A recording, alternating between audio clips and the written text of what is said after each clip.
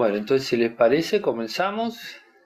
Este es el sexto seminario de la red latinoamericana de cerebro cuidador. Tenemos el placer ahora de escuchar la presentación de la doctora y magíster en fisiología por la Universidad Federal do Rio Grande do Sul, Grace Pardo. Ella también recibió su formación de grado en psicología por la Universidad Nacional Mayor de San Marcos en Perú. Trabaja en el Laboratorio de Investigación en Neurociencias, Instituto Científico, Universidad Andina del Cusco, Perú. Sus intereses de investigación se centran en la psicobiología del desarrollo y del apego madre-infante, temática en la que trabaja desde hace más de 10 años, de los que nos va a hablar un poquito hoy. Además, Grace es muy activa en la red y, y está ayudando muchísimo a que esta red crezca. Así que muchas gracias, Grace, y ahora nos encanta escuchar la temática en la que trabajas. Muchas Bienvenida. gracias. Gracias, profesor Daniel. Bueno, esta presentación está enfocada en la experiencia, ¿no? de abordar preguntas dentro de la relación madre-infante desde un abordaje experimental y computacional.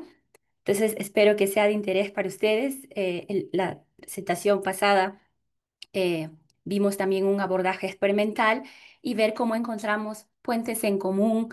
em, con los grupos que estamos explorando fenómenos semejantes. Entonces, en el caso de nuestro grupo, nos hemos enfocado en estudiar la relación temprana madre-infante, específicamente el apego. Es una de sus expresiones de esta relación, considerado como el primer vínculo social el que el bebé establece con su cuidador, generalmente la mamá, y que, descrito por Bowlby, involucra una conexión emocional con una figura de apego, que tiene muchos componentes cognitivos, emocionales, una representación cognitiva al final de la figura de apego, y que, asociada también con correlaciones posteriormente, las experiencias adversas en esta formación eh, del apego, tiene efectos duraderos a largo plazo, ¿no? Y muchas asociadas con resultados adversos en diversas dimensiones del desarrollo humano. Además, la teoría del establecimiento supone también que el apego constituye un sistema evolutivo que mantiene al bebé cerca de su cuidador. Entonces, eso aprendimos también en la presentación de la doctora Magali, que presentó. Lo interesante es que esta formación ocurre viendo ya con una perspectiva psicobiológica en el que el sistema nervioso está en formación constante. Hay muchos procesos en curso en el periodo también que se establece la relación madre-infante, principalmente formación de circuitos y la asociación em, de cambios en la calidad de esa relación también suponen alteraciones de trayectorias en el desarrollo socioemocional, por ejemplo, a largo plazo del infante. Ahora, esta teoría como tal, como un constructo psicológico, se podría decir, en su época planteado y reforzado por Wolby, no permitía hacer exploraciones, tal vez preguntas a nivel experimental, porque la teoría explicaba mucho. Entonces, surgieron posteriormente intentos de aprender a partir de modelos experimentales, no necesariamente enfocados en el apego, luego fueron sintetizando hacia la relación madre-infante, específicamente el apego, pero comenzaron estudiando el sistema autonómico y cómo la madre podía regular estas funciones. Uno de estos fue Miron Hofer, que en los 70, 80, 90 empezó a explorar la regulación autonómica principalmente de la madre, qué función podía cumplir. Entonces, los modelos más usados han sido de separación de la madre, qué sucede cuando em, el bebé es separado de su madre, qué es lo que pierde. No simplemente la representación que o la caracterización de desesperanza que podría tener, de llanto que podría tener el bebé, que es uno de los estándares para medir la calidad del apego también a través del procedimiento de la situación extraña en los modelos humanos.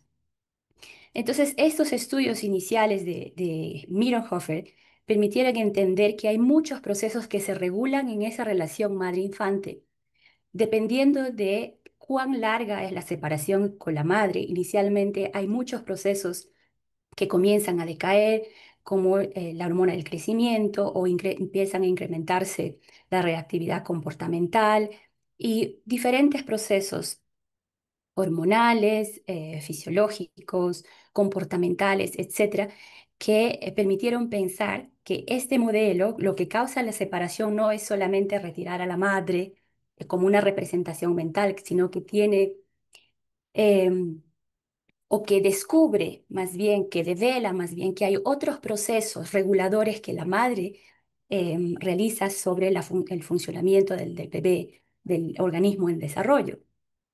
Entonces, esto permitió pensar de que el apego como tal podía estudiarse como un conjunto de procesos de regulación conductual y fisiológica y dio pie a todo este abordaje llamado psicobiológico, en el cual también surge la pregunta de cómo el bebé es que aprende a reconocer y a pegarse a la mamá. Entonces, en esta misma línea, otra investigadora que fue estudiante de Mironhofer, Regina Sullivan, y junto con él es más descubrieron que los bebés de rata podían tener la capacidad de aprender a través de asociaciones de estímulos, cosa que fue muy interesantísimo en la época. Pero más adelante, Sullivan y su grupo permitieron establecer un fenómeno interesante que se tornó luego un paradigma para poder explorar otros procesos con implicancias incluso para la formación de apegos en humanos en adversidad. Entonces, el paradigma es este. Los bebés de rata, de roedor, como los ratones también, nacen inmaduros, son especies consideradas artificiales que dependen del cuidador para poder terminar de desarrollarse, ¿eh? Nacen ciegos, sordos, sin pelaje, tienen el olfato lo suficientemente desarrollado como para aprender asociaciones que luego van a constituir la base de este modelo. Entonces, en este proceso, separar a los bebés de la madre y llevarlos a un protocolo de condicionamiento clásico, de exponerle a un olor cualquiera, al mismo tiempo de simular uno de los componentes del cuidado materno, que es la lamida, resulta luego en un aprendizaje asociativo en el que si nosotros evaluamos al bebé en un test de preferencia de dos opciones en el que colocamos de este lado el olor que ha sido condicionado y aquí colocamos un olor neutro, el bebé va a preferir ir a este olor condicionado. Entonces, esta serie de discusiones eh, han permitido presumir que el bebé aprende el olor de su mamá y luego aproximarse a su mamá mediante mecanismos asociativos de aprendizaje que ocurren durante la interacción en el nido.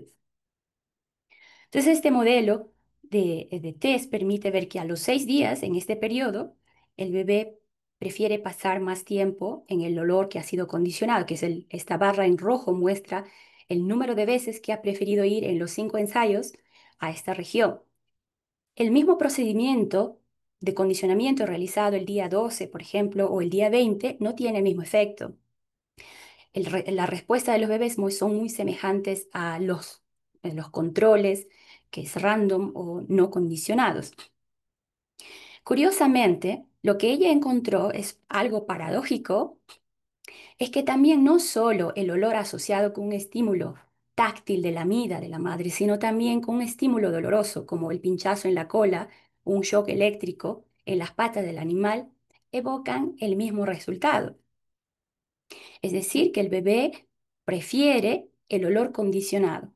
Esperaríamos que que un estímulo nocivo, doloroso, el animal siente dolor, evoque más bien una respuesta de evitación, como si lo hace cuando se realiza este procedimiento en el día 12 o en el día 20. pero no sucede en el día 6. Entonces, esta condición, este fenómeno paradójico permitió pensar también sobre la formación del apego, que ellos denominaron que hay un periodo sensible en que la formación del apego siempre constituye la aproximación hacia la madre, independientemente del tipo de estímulo que reciba, que tiene consecuencias para pensar también en la formación del apego en los humanos, que independientemente del tipo de cuidado que pueda recibir el bebé, va a formar el apego con su principal cuidador. Entonces, esto tiene significancias importantes para nosotros pensar. Entonces, eh, si bien no podemos hacer una traslación directa de lo que encontramos que en modelos animales con los humanos y que pueden no significar lo mismo, de hecho no significa el apego en humanos con los modelos animales, pero lo que estamos encontrando son importantes principios que nos pueden ayudar a pensar de cómo nosotros formamos los humanos el apego. Y de hecho, también tenemos un componente olfativo en la formación. Los bebés aprenden el olor de su mamá, que constituye parte de la formación del apego. Entonces, Sullivan tiene formación en psicología también. Ya está retirada de la Universidad de Nueva York, el año pasado se retiró, pero esa es una aproximación psicobiológica.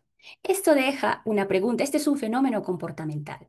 Estamos aprendiendo de que elementos aparentemente dispares generan el mismo resultado en un periodo específico del desarrollo.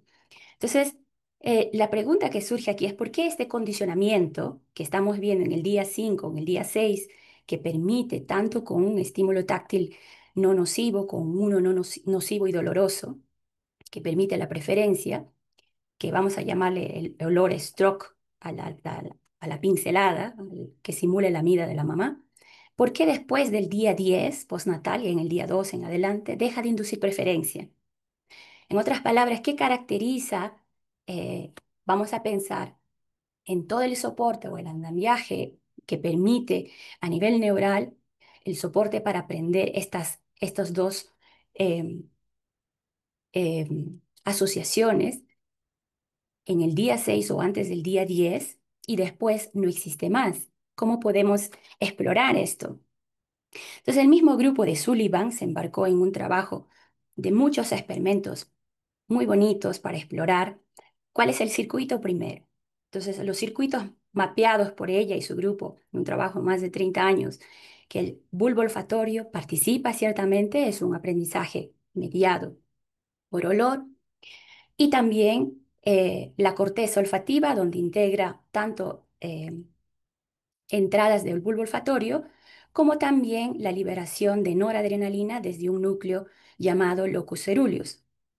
Y el trabajo de ella permitió hacer exploraciones a nivel del circuito y la representación de la lamida, por ejemplo, bloqueando la actividad de locus coeruleus. En otras palabras, todos los estímulos que suponen la lamida de la mamá, como la lamida o el shock eléctrico, podía estimularse, podía suplirse o simularse tan solo activando el locus coeruleus y en presencia del olor, y el bebé es capaz de aprender. Asimismo, si se activa en el bulbo olfatorio al tiempo que está expuesto el bebé, se activan los receptores noradrenérgicos, también el bebé aprende. Si se estimula el locus coeruleus o se estimula al bebé con el pincel o el shock eléctrico y se bloquean los receptores beta-adrenérgicos aquí, el bebé no aprende. Entonces, toda una serie de experimentos que le permitieron pensar que eh, esta región del bulbo olfatorio es una condición, y la activación de la noradrenalina son condiciones necesarias y suficientes para este aprendizaje, pero ¿qué ocurre? Entonces ya tenía mapeado su circuito. También su grupo avanzó en proponer al piriforme como una estructura clave para este aprendizaje. Entonces, ellos también decían que las características maduracionales de locus coeruleus, que durante los 10 primeros días es muy generalista, cualquier estímulo puede disparar la liberación de noradrenalina, o activar las células del locus coeruleus que terminan luego disparando, liberando noradrenalina. Pero después se torna más específico. Entonces, y también la expresión de los receptores para la liberación de noradrenalina cambian durante este periodo del desarrollo. Entonces, a la pregunta de por qué el bebé aprende una preferencia en este periodo y ya no después, mediante esos mecanismos, supone que hay un circuito, un sistema locus coeruleus noradrenalina que cambia, que hay un proceso madurativo que impide que la misma fuente de noradrenalina sirva para el aprendizaje. Posteriormente, siguiendo esa misma línea, otro investigador, Ki Yuan, que ahora está en la Universidad, Memorial University de Canadá, enfocó más en el piriforme. La misma estrategia de investigación que usó Sullivan, bloqueando el bulbo olfatorio o los receptores beta-adrenérgicos, hizo Yuan, pero en el piriforme, en la corteza inmediatamente después al bulbo olfatorio. Y mostró que los cambios plásticos que ocurren son mayores durante el periodo sensible, o sea, durante los primeros 10 días y no después. Y eso hace que el bebé rápidamente pueda aprender. Y los cambios plásticos mostró por las características también maduracionales que pueden existir en los tipos de canales de calcio dependientes de voltaje que abundan más durante los primeros 10 días y que después se reducen, así como receptores para el glutamato. Entonces aquí hay otra hipótesis, entonces los cambios en la proyección del bulbo olfatorio al piriforme tienen una mayor plasticidad y que eso se decae con el avance de la edad. Esa es otra explicación de por qué el bebé aprende en ese periodo y no después. Luego, nosotros comenzamos a pensar que en ese periodo del desarrollo hay muchos cambios que están ocurriendo, morfológicos, fisiológicos, todos. Y a mí me interesó en particular el circuito inhibitorio, el circuito GABAérgico en esa corteza. Entonces, lo que hicimos fue hacer un registro de cómo cambiaban la transmisión sináptica GABAérgica durante el periodo sensible, los 10 primeros días y después en los animales. Entonces, haciendo un registro de electrofisiología de PatchClamp, hicimos una caracterización de la transmisión sináptica GABAérgica y encontramos cambios eh, interesantes, que hay una frecuencia que se incrementa, la rapidez con que las corrientes se activan también se incrementa y además de que la caracterización de los potenciales de reversión de GABA, que luego van a tener implicancias para ver si el GABA es excitatorio o inhibitorio, también sufren modificaciones, lo que supone aquí que podría ser GABA excitatorio en ese periodo, que luego vamos a ver cuál sería la implicancia de ello en el circuito. Entonces, hasta aquí habíamos encontrado otro cambio maduracional más que podía integrarse a ese sistema de apego. Muy bien. Entonces, este es una un gráfico representando de cómo existen niveles de organización del cerebro, del sistema nervioso. Existen los genes que pueden organizar moléculas, luego sinapsis, microcircuitos, neuronas, circuitos, etcétera, sistemas comportamentales, tal vez aquí lo social, etcétera, etcétera. Hay una jerarquía de organización. Los hallazgos que les he mostrado se encuentran a este nivel. Para nosotros pensar sobre los cambios a nivel comportamental que supone el fenómeno que les mostré, descrito por Sullivan, de los bebés aprenden en un periodo y después ya no, mediante ese condicionamiento, tendríamos que llegar más cerca a los circuitos, a nivel de circuitos. Cómo los datos de la sinapsis podemos hacer que puedan integrarse o representar la función de un circuito, o cómo podrían contribuir a nivel del circuito para poder pensar sobre los niveles comportamentales o hacer inferencias sobre los niveles comportamentales. Entonces, lo mínimo que podríamos hacer es que mis datos de la sinapsis las tenga que integrar en neuronas. Vean ustedes la sinapsis, esta es una representación de una neurona piramidal. Yo estoy registrando en el soma y la sinapsis, las diferentes corrientes sinápticas que estoy registrando son una sumatoria de muchas sinapsis que están ocurriendo en toda la extensión de las dendritas, soma, de toda la neurona. Entonces, los datos de las sinapsis tendría que integrarlos a nivel de la neurona. Y luego tendría que construir un circuito para poder pensar luego cómo cada uno de estos niveles contribuyen para darme un circuito diferenciado. Entonces, en ese camino, no sabíamos cómo son las características electrofisiológicas de la neurona, cómo son estas neuronas. Entonces, nos embarcamos en hacer registros de las neuronas. Usando esas mismas técnicas, caracterizamos cómo son las propiedades intrínsecas, el potencial de acción, el potencial de membrana en reposo, la resistencia al input, etcétera, etcétera, todas las características básicas de cómo son las neuronas en estos dos periodos, así como la respuesta al input, de cómo disparan al estímulo, y vemos que hay cambios importantes en esos dos periodos. Uno de ellos, por ejemplo, es la adaptación al disparo, a la misma intensidad de corriente que se le inyecta. Estas neuronas se adaptan muy rápidamente y también tienen diferencias en su potencial de acción. Son potenciales de acción de menor amplitud, de mayor duración, que luego se tornan más rápidos con el paso de la edad. Muy bien, ya tenemos caracterizado parece bien simple, pero es todo un trabajo. Entonces, con los datos de las neuronas, la sinapsis, podemos construir un circuito artificial. Aquí viene la parte computacional para responder a la pregunta esta de por qué el condicionamiento olor-stroke que permite aprender preferencias al bebé después del día 10 ya no tiene el mismo efecto.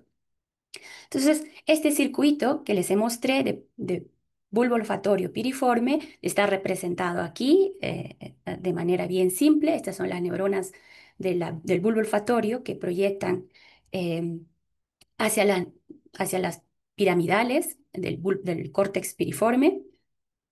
Estos puntitos son sinapsis excitatorias glutamatérgicas y estas neuronas piramidales se conectan entre sí. Estas bolitas que están en X son las GABAérgicas, las inhibitorias, que es donde voy a poner la sinapsis, pero en este primer modelo que hicimos aún no fueron considerados. Claro, como parte del modelo, es un modelo computacional, hay que usar ecuaciones para ver cómo se tienen que conectar siguiendo los principios de actividad lo más posible que puedan representar la fisiología. Y luego hay que simular siguiendo un protocolo, ese es un protocolo, mi formación, como dijo el profesor de psicología, entonces mi protocolo es más o menos así, ¿né? Es un olor, un estímulo neutro, luego pareado con un estímulo neutro y un estímulo incondicionado, que es la acción de la noradrenalina o que podríamos representar aquí, que son las lamidas de la mamá, pareados en varios momentos y luego voy a testar el estímulo condicionado, ahora las respuestas. Y luego estas exposiciones posteriores van a permitir vislumbrar cómo las características intrínsecas que hemos visto de las neuronas pueden permitir una respuesta distinta del circuito. Entonces, cada uno de los datos de cómo la neurona va a actuar en este modelo eh, van a ser modelados con los datos experimentales que hemos obtenido. Entonces, en estos modelos, lo que nosotros estamos representando aquí es ese condicionamiento, estamos midiendo aquí el número de disparos, los spikes que las neuronas responden al estímulo, el número de células que son reclutadas en el circuito y estos son los pesos de la sinapsis que van creciendo. Lo que vemos aquí es que el número de disparos, por ejemplo, cuando el estímulo neutro está a menos de 200 spikes y a medida que entra en esta señal amarilla, que es el estímulo incondicionado, que sería la lamida de la mamá, incrementa mucho más y esa secuencia ocurre durante todo el pareamiento. Luego, cuando testa el estímulo condicionado, esta respuesta está casi 400, hay un incremento bien grande respecto a esta primera respuesta. Luego, cuando testo el circuito, un tiempo después, mantiene esta respuesta con las características de P5 de un animal del periodo sensible. Sin embargo, cuando después de aprender cambio las características del circuito para que representen ahora las características de un animal adulto, esta respuesta decae completamente, sugiriendo que las características del circuito se mantienen siempre y cuando representen aquella del periodo sensible, aquellos de los animales menores. Entonces, este trabajo permitió pensar no solo en este condicionamiento, sino también en una pregunta que surgió de evaluar el modelo per se. En un condicionamiento clásico, eh, el estímulo incondicionado evoca una respuesta que luego el estímulo condicionado, adoptando las propiedades de este, va a evocar la misma respuesta. Sin embargo, no vemos eso mismo en este tipo de condicionamiento, porque cuando nosotros hacemos el condicionamiento Olor-Stroke o el Olor-Lamidas, el bebé no muestra en ningún momento una preferencia o una aproximación, ningún comportamiento de ese tipo. Simplemente muestra una activación comportamental. Entonces, ¿de dónde aparece ese nuevo comportamiento cuando se testa al animal en un test de dos opciones de preferencia? Entonces, en este artículo discutimos esa parte de que este estímulo condicionado del olor con el stroke supone un segundo condicionamiento y que recluta neuronas que ya han sido condicionadas previamente y que median la preferencia al olor de la mamá. Entonces, en el día 5, estos son las neuronas que no son responsivas y hay un grupo de neuronas que son responsivas al olor de la mamá, que son en naranja aquí, es un diseño de Lucero, un manuscrito que acaba de ser aceptado, y que después cuando el bebé es condicionado para un nuevo olor, hay un nuevo número de neuronas que se reclutan, pero algunas de ellas corresponden a las que son responsivas al olor de la mamá y que median esa aproximación. Como hemos visto, conforme las neuronas, conforme la edad avanza, las neuronas cambian en sus características de respuesta al estímulo. Y cuando se intenta ese nuevo condicionamiento después, las mismas neuronas responsivas a la mamá también van reduciéndose y cuando el mismo condicionamiento, olor y pincelada se intenta en esa edad, reclutan a las neuronas, pero mucho menos ya a las neuronas que son responsivas a la mamá. Y posiblemente, si se intentaran mucho más ensayos, podría reclutarse, pero no se ha intentado ello. Entonces, esa explicación proveyó esta serie de trabajos, una explicación a ese nivel mediante un modelo computacional. Ahora, en ese mismo circuito, esta vez incluimos la acción GABAérgica en esta región y en nuestro modelo la acción GABAérgica es excitatoria. Es decir, el GABA no resulta en una inhibición de las neuronas eh, piramidales de la corteza, sino más bien en una excitación, lo cual va a amplificar la respuesta al estímulo, que es lo que vemos acá. ¿Eh? El olor del GABA incrementa mucho más de las señales a la madre que cuando solamente son modeladas con las características electrofisiológicas propias de esa edad. El efecto del GABA potencia la respuesta en ese periodo y después no. Entonces, eh, en ese modelo y a la pregunta de por qué el condicionamiento olor-stroke deja de inducir preferencia después del día 10, supone que hay cambios maduracionales en el circuito, los ya descritos por Sullivan a nivel del locus coeruleus del sistema noradrenalina, los descritos por Qi-Yuan, de la plasticidad sináptica que se reduce con la edad, y las propuestas nuestras que hay una maduración propia del circuito, de las neuronas del circuito, así como de las características sinápticas en el mismo. Entonces, el aprendizaje del apego va a permitir de cambios maduracionales intrínsecos dentro del circuito que van cambiando y eso limita o va a marcar el cierre del periodo sensible para ese aprendizaje. Entonces, este modelo nos permitió hacer esta integración a nivel de la neurona, de la sinapsis, nos permitió construir un circuito local al nivel del piriforme e interregional con el bulbo olfatorio para poder hacer una síntesis sobre ese fenómeno comportamental. Este trabajo fueron publicados en un mismo año con dos portadas en esa revista y que permitió unir tres líneas de investigación en la Universidad Federal do Rio Grande do Sul, la línea de investigación del profesor Aldo Lución, de la profesora María Elisa Calcagnoto y del profesor Marco Idiarte. En ese trabajo colaboramos con Enver Oruro, quien también hacía su doctorado en neurociencia en esa universidad. Entonces, este fue el primer trabajo de hacer esa integración computacional, experimental, para un fenómeno del apego. Posteriormente, ya a mi retorno en Perú, en Cusco, convencí al profesor Luis de poder hacer un trabajo en esta línea, pero explorando eh, ya variaciones, tal vez en condiciones de adversidad del cuidado materno, de los patrones del cuidado materno eran de mi interés.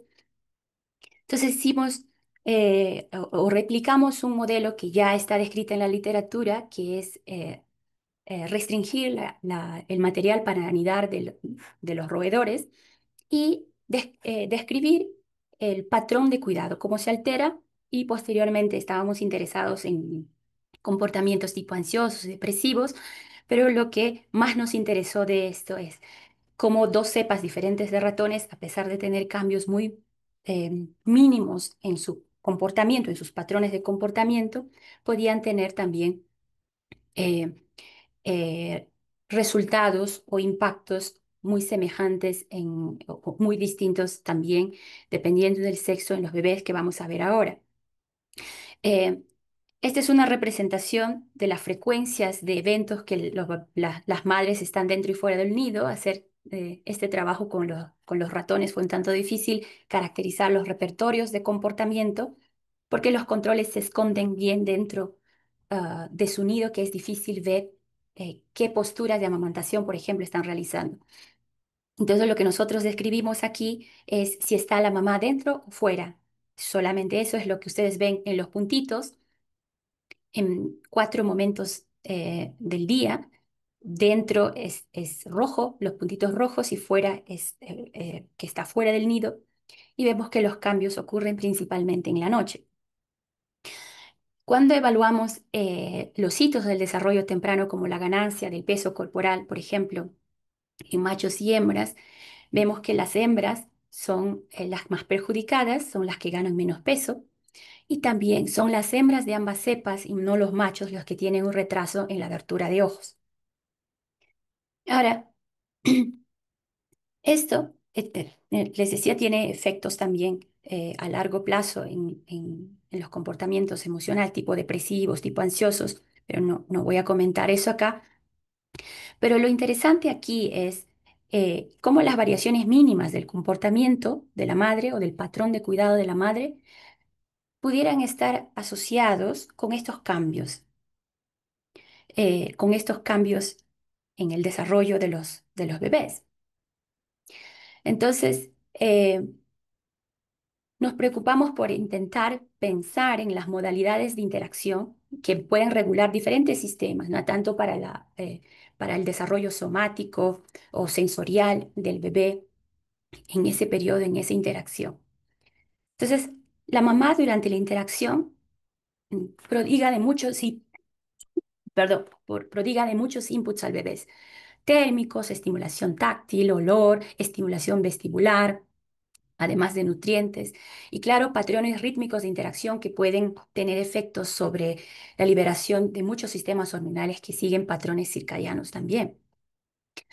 Entonces, hay una em, am, hay una hipótesis de que la forma como esta experiencia es trasducida por los bebés en estas condiciones supondría pensar en una impredecibilidad del comportamiento de la madre. En la condición LVN, un incremento en las transiciones de esos comportamientos haría más impredecible de todas estas modalidades específicas o inputs hacia el bebé, como también supone una fragmentación del cuidado. Entonces, ¿cómo podemos capturar estos cambios para identificar las modalidades específicas en este contexto? Entonces, con esto en mente, nos embarcamos a caracterizar ahora en ratas, ya no en roedores, en ratones, porque los ratones no nos permiten visualizar mejor estas transiciones de comportamiento. Entonces, usamos el mismo protocolo de restricción de material de nido, esta vez en ratas, y que nos permitiera capturar los diferentes, las diferentes posturas de cuidado que la madre muestra. Y semejante a muchos otros grupos que ya reportaron, encontramos también cambios en la frecuencia, en las veces en la cantidad de ciertos comportamientos, y uno de ellos es esta postura de amamantación llamada de dorso bien arqueado, es la que predomina más en las mamás que se exponen a este protocolo de limitación de nido. Muy bien, lo que nosotros hicimos además fue caracterizar la secuencia de cambios que ocurren en los periodos de observación. Cómo cambia de manera dinámica cada una de estas posturas, cómo transita de una postura a otra. Y eso representamos en un análisis de redes en el que nos permite ver, las bolitas son las posturas de amamantación o los comportamientos que la madre realiza. La, la bolita más grande significa que la madre hace más frecuencias de esos comportamientos y las flechitas indican la transición de ese comportamiento hacia el otro. Y el grosor de las flechas indican cuán frecuente fue la transición entre esos comportamientos. Entonces es una muestra, por ejemplo, en la fase oscura de observación de cómo la madre es control, a medida que avanza el posparto, tienden a transitar más hacia fuera del nido. La mamá pasa más tiempo fuera del nido y hace sus transiciones también, predominando esa última fase, ¿eh? Sin embargo, en ese mismo periodo, las madres LVN transitan entre muchas posturas, pero principalmente en aquellas que supone amamantación. Las amamantaciones en estas posturas son estas de acá o estas de acá que suponen amamantar más o menos bebés, pero menos salidas fuera del nido. Entonces, semejante a la idea de Hofer, que se preguntó de qué es lo que pierde el bebé cuando el bebé se separa de la madre, ¿eh? Podríamos suponer que es una condición estresante, pero nos interesa capturar los inputs específicos sensoriales, ¿no? Estamos viendo que hay un patrón dinámico de cuidado. Entonces, ¿qué inputs sensoriales específicos, sean estos exteroceptivos, interoceptivos, pierden las crías cuando el cuidado materno reduce esta alternancia contacto-ausencia? Es lo que estamos eh, eh, asumiendo, pues lo que sugieren nuestros datos, que estas alternancias de contacto-ausencia, porque los bebés están más expuestos a la presencia de la madre en este contexto que en este, al menos en este periodo. Y eh, adelantándome un poco, estas posturas, la madre los reajusta debido a la estimulación de las crías en este periodo. Son las crías que activamente están estimulando a la madre a adoptar estas posturas en ese contexto.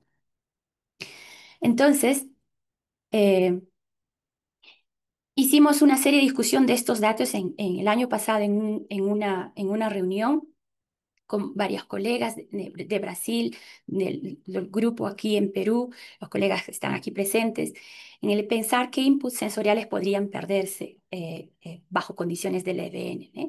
Son muchas variaciones de temperatura en los aspectos de exteroceptivos, cambios de los timos táctiles, olfativos, los sonidos que pueden generar con la entrada y salida de la mamá, los estímulos vestibulares cada vez que la mamá cambia de posición, así como muchos otros interoceptivos, incluyendo oscilaciones en la frecuencia cardíaca ya descritos por Hofer también, oscilaciones en la termorregulación, etcétera, etcétera. Entonces, todos ellos podrían perderse. Ahora, cuando exploramos nosotros eh, este periodo de 2,9 es un periodo bastante grande, una ventana temporal de posparto, ver si para capturar mejor estas características supondría mejor aislar el periodo en que es más susceptible de cambiar o de alterar el cuidado maternal. Hicimos ventanas más pequeñas para explorar estos cambios en estas condiciones.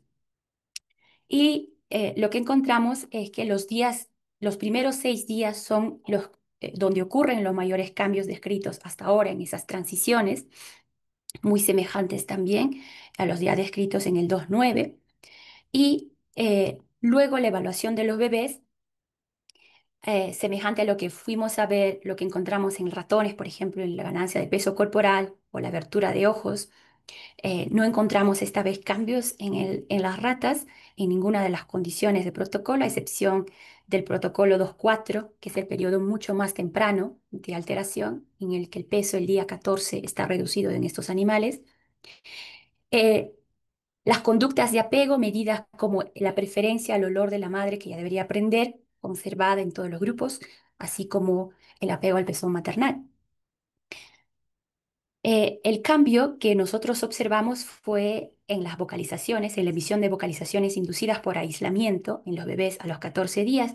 Este es un protocolo que tomamos también de Mironhofer, en el que los bebés son aislados de la madre y luego registrados en ese aislamiento las vocalizaciones ultrasónicas que emiten y luego una breve interacción con la madre anestesiada y después vuelven a ser registrados en aislamiento. Ese es el protocolo y vemos que los animales que son expuestos a un periodo más prolongado de esta condición de restricción de nido son los que tienen o emiten una mayor vocalización en las frecuencias menores a 60 kilohercios, mientras que los otros grupos son más o menos estables. Entonces, esas son características que rindió discusiones también. Eso es un estrés fisiológico, es un patrón aprendido a la dinámica que ocurre en es esta condición. Si el bebé está expuesto a una disponibilidad eh, más constante y más rápida también eh, de la madre, no hay un nido, un límite físico del nido que le impida estar distante de la madre, siempre están detrás en la condición de restricción de nido. Probablemente los bebés también aprenden que llamar al bebé, llamar a la mamá y que ella venga rápidamente es una estrategia para atraerla. Entonces, a pesar de que los bebés no están o han estado con la madre interactuando, continúan llamando a su madre en el segundo aislamiento. Entonces, estas condiciones, estas exploraciones a nivel comportamental, nos han abierto preguntas para seguir explorando a este nivel. Sin embargo, eh, una exploración también de este protocolo 2.9 a nivel de los transportadores o cotransportadores de cloro en esta misma corteza olfativa nos ha dado sorpresas. Eh, Ese es un trabajo que actualmente está en revisión de Cristel. Eh, Exploramos dos transportadores de cloro, aquellos que llevan cloro para dentro de la célula y aquellos que retiran el cloro de la célula. Inicialmente en las neuronas inmaduras se espera que el cloro que los transportadores que sacan el cloro para afuera se encuentren menos expresados y conforme avanza la edad, estos se vayan expresando más. Y entonces lo que predomina en el periodo temprano es los transportadores que em, llevan el cloro para adentro.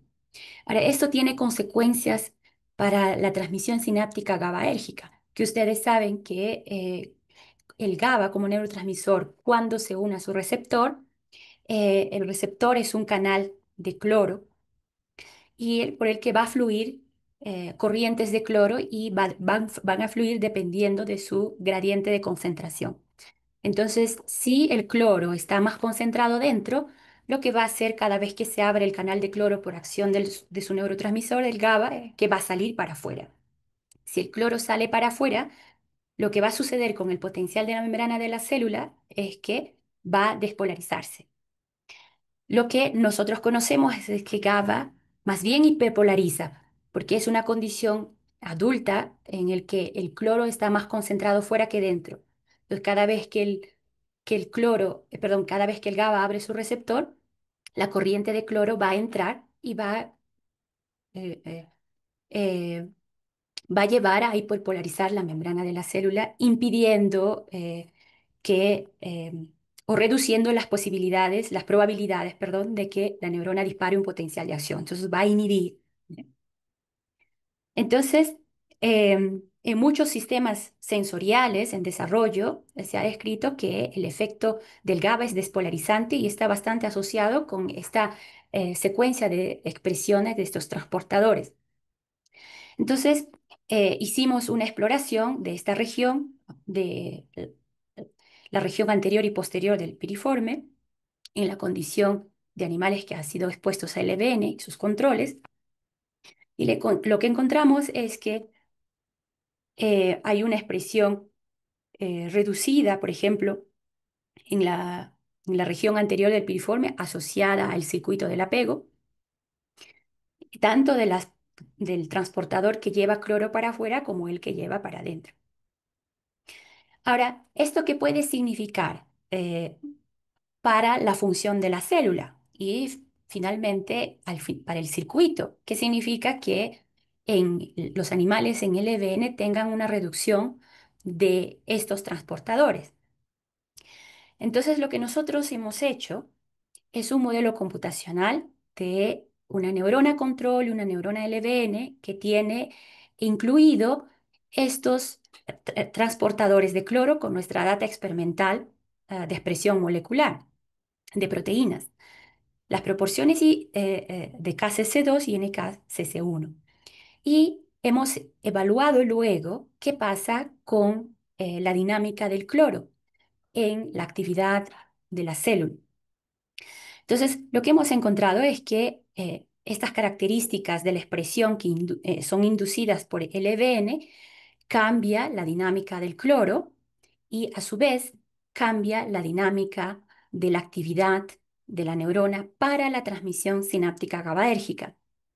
En un control, en este periodo, la actividad GABAérgica es despolarizante también porque induce disparos de la neurona, pero una condición reducida de KCC2 y en NKCC1 lo que hace es incrementar aún más la actividad de disparo de las neuronas. Entonces, lo que esto nos lleva a pensar, porque no han sido incluidos aún en un circuito, simplemente hemos hecho esta transición, hemos integrado la expresión molecular en una dinámica del potencial de la membrana, con dinámica de los iones de cloro, y hemos simulado la actividad o sintetizado a nivel de la actividad de la neurona. Entonces, ¿qué significaría esta actividad para el circuito que está aprendiendo un olor? Probablemente beneficie la actividad del circuito para aprender la preferencia al olor, como hemos visto, por ejemplo, en nuestros modelos previos, de que hay una amplificación de la actividad en el periodo sensible. Entonces, a esta edad, el P15 ya no están en el periodo sensible. Entonces, posiblemente este atraso eh, permite un circuito semejante a un circuito del periodo sensible. Entonces, este es el trabajo que hemos hecho en colaboración con el doctor Euro en simulación. Luego, también intentando explorar mejor las transiciones o las variaciones naturales del cuidado maternal con el desarrollo, para explorar las mismas especificidades o modalidades sensoriales, hemos ido explorando las características del patrones de cuidado maternal de tres ratas, de tres cepas de ratas aquí, explorando también estas transiciones. Las transiciones son muy distintas en estas cepas, aunque pueden no manifestarse en la frecuencia de comportamiento que típicamente se observa. Así también el desarrollo el desarrollo temprano de los bebés son muy diferentes, principalmente de una de de las cepas que son genéticamente hipertensas, así como la expresión de sus reflejos y también en la forma como eh, vocalizan en aislamiento. Entonces, de esto estamos explorando aún qué cualidades de esta interacción pueden regular este desarrollo en las diferentes cepas. Es también una estrategia que estamos siguiendo. Y dentro del modelamiento, siguiendo de que el periodo sensible para el apego que involucra la corteza olfatoria no solo pasa por cambios maduracionales electrofisiológicos, sino también morfológicos, como han descrito ya previamente otros, otros investigadores. Entonces supondría que también los cambios morfológicos podrían estar involucrados en cómo el bebé pueda tener facilidad para aprender en ese periodo y no después. Entonces, con ese objetivo, nosotros hemos comenzado a modelar estas características morfológicas, son periodos finitos, periodos capturados en el día 1, por ejemplo, postnatal, en el día 6 postnatal, etcétera. Pero no sabemos cómo pasa, por ejemplo, cómo cambia del periodo del nacimiento al día 6. ¿Cómo ocurre todo este cambio? ¿Cuál es la dinámica de esos cambios?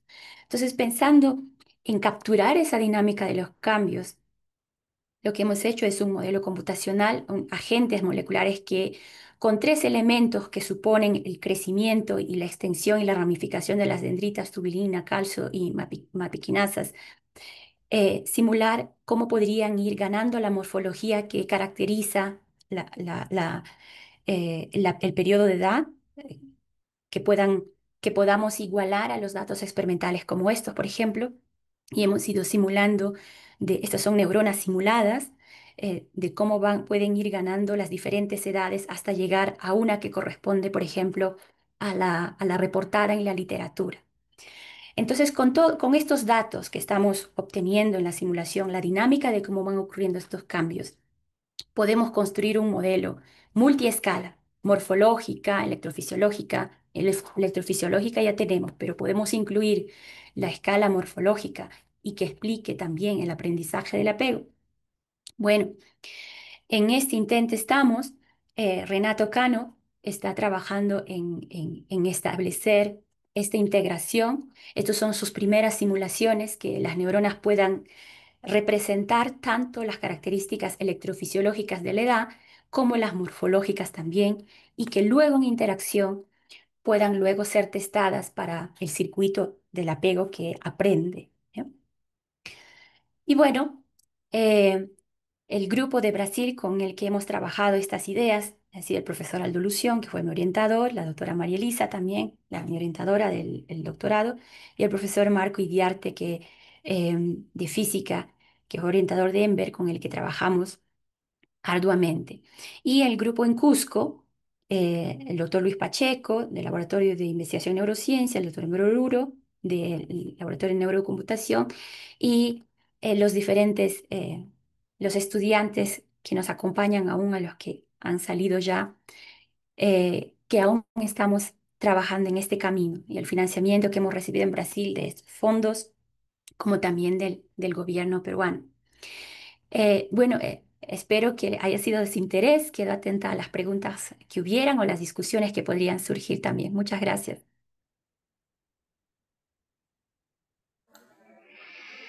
Muchas gracias, Grace. Preciosa charla. A ver, ya están apareciendo algunos mensajes en el chat, creo que son de felicitaciones. ¿Alguien tiene alguna pregunta para Grace? Aparte de los aplausos.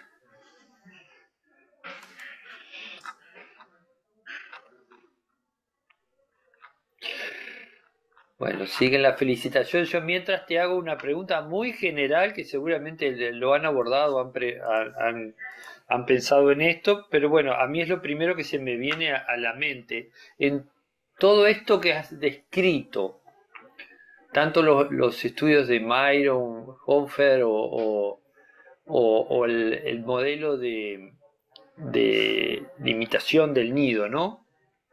¿Qué rol cumple la regulación de la temperatura en todo esto? O sea, Sabe la que regulación sí, sí, entendiste. Sí. sí, sí, sí, sí. Hay un grupo que está trabajando recientemente sobre el asunto, porque una de las críticas era todo esto, todo ese efecto que ustedes están viendo, incluso la pérdida de peso, es porque el ambiente eh, no permite a la madre regular efectivamente la temperatura de los bebés. Entonces alguien hizo por ahí una medición, no, la temperatura es estable, pero no le hizo la medida de la temperatura en los bebés. Entonces, recientemente el grupo de Cilia Moore ya falleció hace poco, pero el grupo que dejó ella, debe conocer usted, em, han comenzado a explorar los cambios en la temperatura, la regulación de temperatura de la camada como tal.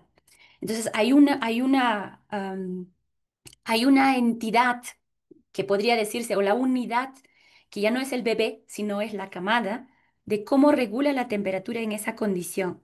Entonces, la regulación, claro, esa condición que no tiene nido, hace con que esta dinámica sea más rápida, es decir, los bebés se agrupan o se amontonan o se desamontonan más rápidamente que cuando están en un nido típico, en un nido normal.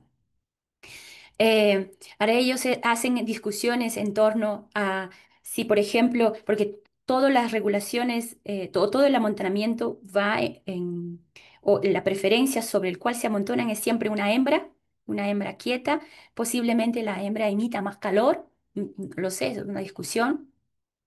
Eh, pero el papel de la madre es un tanto incierta en esa regulación, porque pues, parece que la adaptación es más de la camada. La mamá vuelve por las llamadas de los bebés a posarse sobre sobre la camada, pero son los bebés los que comienzan a ajustar esta regulación allí y hacen más veces de esta dinámica. ¿Eh? Es lo que están haciendo en este momento de esa función.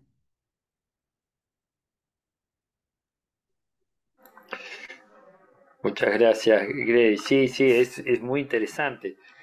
Sobre todo también ver la evolución en el crecimiento de lo que puede ser ese fenómeno que tú estás describiendo, ¿no? Si cambia en ese periodo llamado sensible o crítico y posteriormente, ¿no?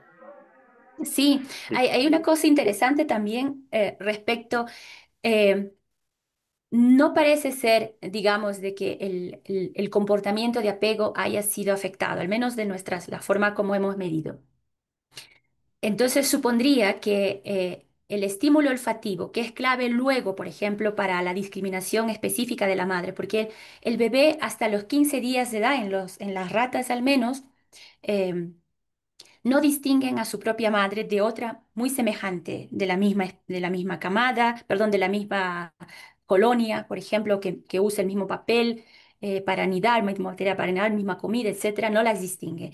Pero a partir del día 15 ya la distingue y hay una discriminación, aparece un nuevo comportamiento. Y lo mismo pasa para poder amontonarse, ese amontonamiento eh, antes del día 15 aproximadamente es guiado por señales térmicas.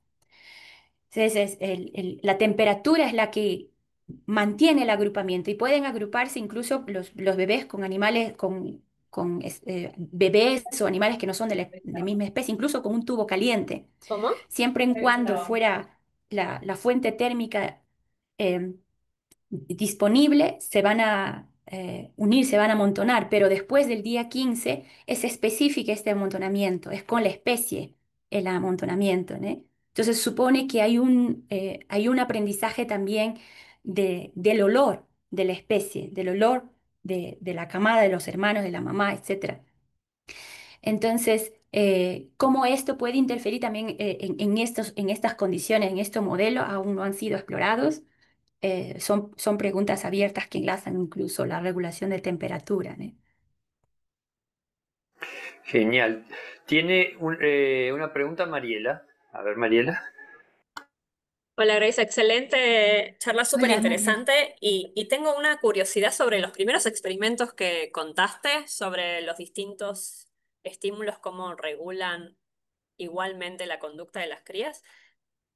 ¿Este experimento está hecho con el condicionamiento previo al P6 y evalúan los distintos tiempos o lo hacen en cada periodo diferente, digamos?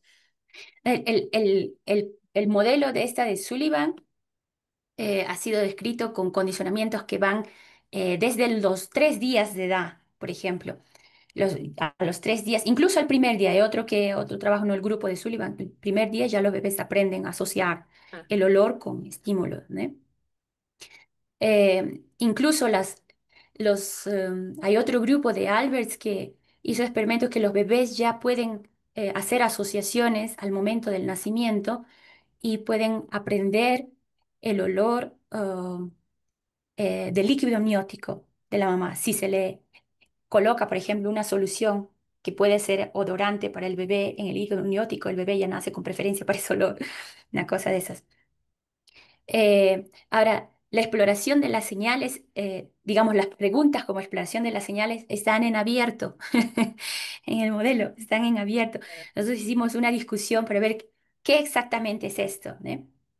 eh, pero que ciertamente se asocian los modelos a los efectos a largo plazo, pero cómo al final estas experiencias que pueden ser adversas pueden transducirse en los bebés en desarrollo, ¿no? Entonces, para esas vamos a ver qué experiencias podrían ser. Una de nuestros intereses, como ha sido, es la transición, para ver la dinámica de la transición de los repertorios. Y ahora es buscar qué repertorios de comportamiento podrían dar, qué señales específicas y una escoger para poder explorar, ¿né? Probablemente nos tome toda una vida hacer eso, eh, pero encontrar alguna que sea posible de nosotros explorar puede ser, hay muchas que pueden ser, ¿né? Por ejemplo, hay mucha gente explorando los cambios hormonales, ¿né? Que de hecho la misma Sullivan ha explorado la corticosterona, las modulaciones de la corticosterona em, que ocurren durante este periodo también de cambios, ¿né? Em, entonces, la idea de poder hacer esa integración para nosotros es pensar incluso más en los mecanismos, ¿no? Más allá de integrar estas datas a diferentes niveles, es cómo al final emergen en el desarrollo todas estas experiencias, ¿no? Y finalmente cómo luego esto termina con un efecto a largo plazo, de cómo se incrusta esto aquí en este periodo que está ocurriendo y termina teniendo efectos en las trayectorias de diferentes circuitos que capturamos allá en el periodo adolescente, en periodo adulto, etcétera, etcétera.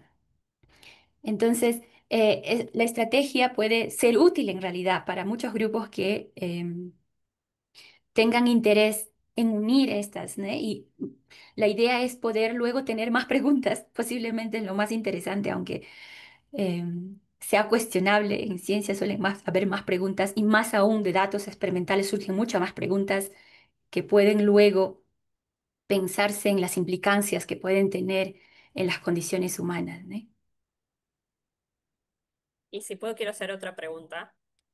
En las distintas ventanas temporales donde se hace el condicionamiento, que cambia entre los 6 y los 12, la conducta materna que ven en cuanto a los diferentes estímulos, ¿saben cómo cambian?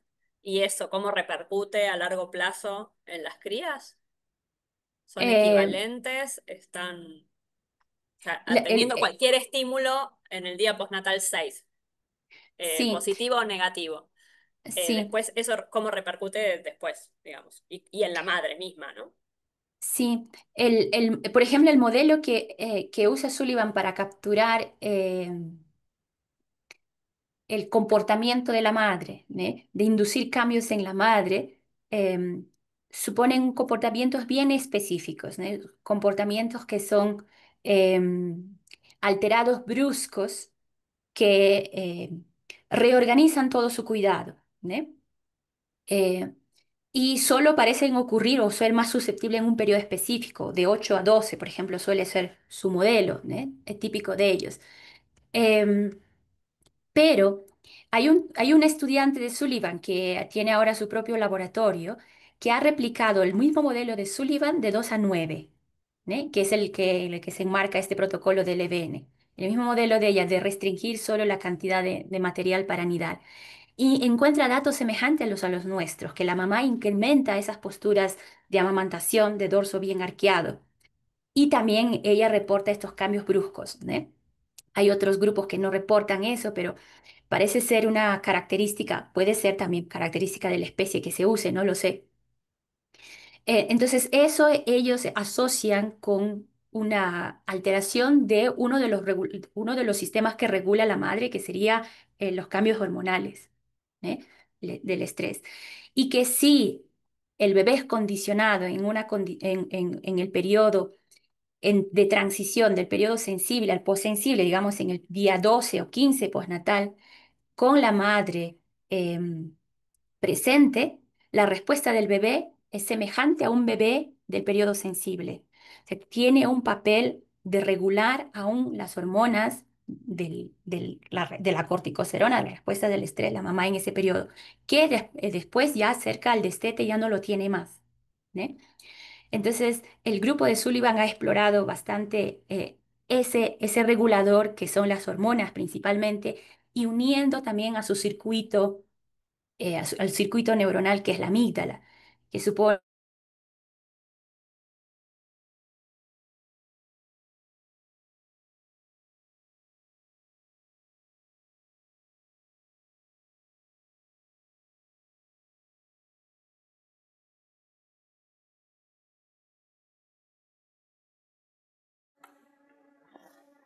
Puede ser que se cortó,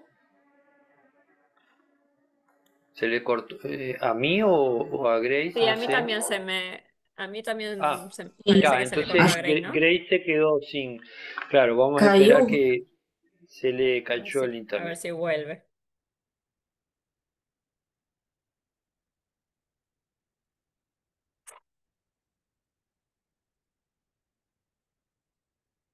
Y ahí salió de la reunión, ¿no? Capaz que se le cortó y volver a ingresar.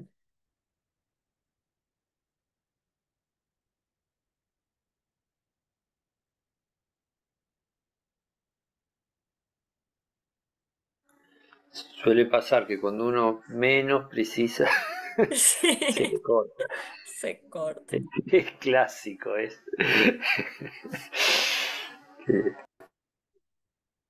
Suele pasar. Ahí volvió.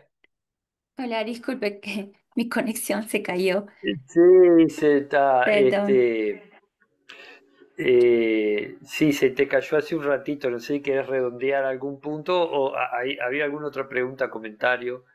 Este, eh, si querés te hago, bueno, Débora Sarnabay consulta, dice cuáles, en el chat, dice cuáles creen que serían los resultados de la simulación, del modelo computacional, si se usaran datos de, dice, hembras P15 en lugar de machos P15. Pienso en esto por el cuidado materno que difiere según sexo. Dice, esa es la pregunta. Sí, sí, las hembras tienen datos un tanto distintos, pero los efectos no son muy diferentes a los machos luego en el modelo. De lo que he mostrado son de los machos. Em, pero no son muy distintos, al menos a nivel de la actividad. Entonces, los cambios mínimos que pueden suceder parece ser que se traducen de la misma forma a nivel de la actividad celular, al menos es lo que nos dice nuestro modelo. Ujú. ¿Alguien más tiene alguna pregunta que quiera hacer? ¿Alguna duda que le haya quedado? ¿Algún comentario? Acá hay un colega tuyo, creo, que menciona algo de Shank y Albert, que ustedes revisaron en algún trabajo sobre esto del agrupamiento por calor. No sé si Ember, en el chat, Ember Miguel dice eso. Ah, tal vez estás solo comentando, pero no parece ser una pregunta. Sí, sí, no, no, es un comentario. Sí. Sí.